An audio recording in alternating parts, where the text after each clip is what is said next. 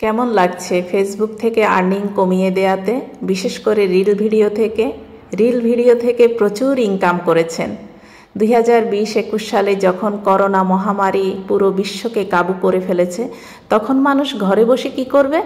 তখন ঘরে বসে অনেকেই যারা কন্টেন্ট ক্রিয়েটরের মন মানসিকতা ছিল কিংবা একটু একটু ভিডিও বানাতে জানতো, তারা কিন্তু নিজস্ব যে ক্রিয়েটিভিটি সেগুলো প্রকাশ করেছে। তখন একটু মানসম্মত ছিল, কিন্তু 2022 সাল থেকে গণহারে সবাই রিল ভিডিও বানাতে শুরু করেছে। কেউ নাচ জানে, কেউ গান জানে, কেউ ফানি ভিডিও ইত্যাদি ইত্যাদি, একটু উচ্ছৃঙ্খল, তারপরে অশালীন, যেগুলো দেখতে ভালো লাগে না সেরকম ভিডিওগুলো করেছে। আর বাইরের কান্ট্রিগুলো তো তারা একটু বেশি খোলামেলা, যেমন ভারতের ব্যাপার স্যাপারগুলো একেবারেই নায়িকাদের মতো ড্রেস আপ পরে গান নাচ সহকারে, মানে কি একটা অবস্থা শুরু হয়েছিল। এরপর ওটা দেখা দেখি কিন্তু আমাদের বাংলাদেশেও শুরু হয়ে যায়। একেবারে ছোট থেকে শুরু করে সব বয়সী এরা করা শুরু করেছে। এখন কিন্তু নারী পুরুষ উভয়েই করছে, ছোট হোক বড় হোক কিশোর হোক যুবতী তরুণী সবাই তৈরি করছে এই ফেসবুকে ভিডিও। আর যাদের নিজস্ব ক্রিয়েটিভিটি আছে, যারা সুন্দরভাবে উপস্থাপন করতে পারে, সেটাও কিন্তু একটা ব্যাপার।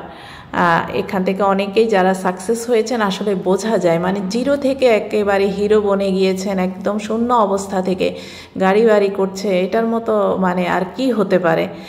তো আমরা দেখেছি এই যে লায়লা মামুনের কথা।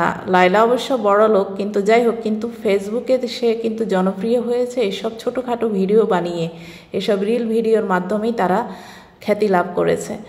তো এরকম অনেকের নাম বলা যাবে, আমি অনেকের নাম আসলে আমার অ্যাকচুয়ালি মনে নাই। তো তাদের অবস্থা এতটাই মানে পর্যায়ে চলে গিয়েছে, মানে তারা টাকার কারণে কিন্তু যেভাবে সেভাবে অনেক কিছুই করে ফেলেছে।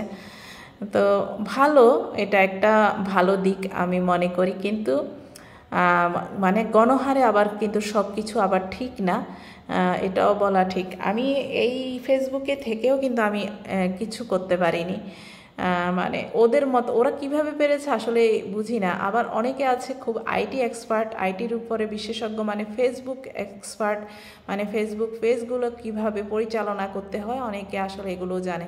তো আমরা আসলে না জানার কারণেই হতে পারে আমরা হয়তো পিছিয়ে গিয়েছি। তো 2020 সালে যে সিচুয়েশান, এখন কিন্তু আজকে সে সিচুয়েশান নেই। ফেসবুকে এখন আর্নটা কমিয়ে দিয়েছে, এখন আগের মতো সেভাবে রিল ভিডিওতে ইনকাম নেই বলা যায়।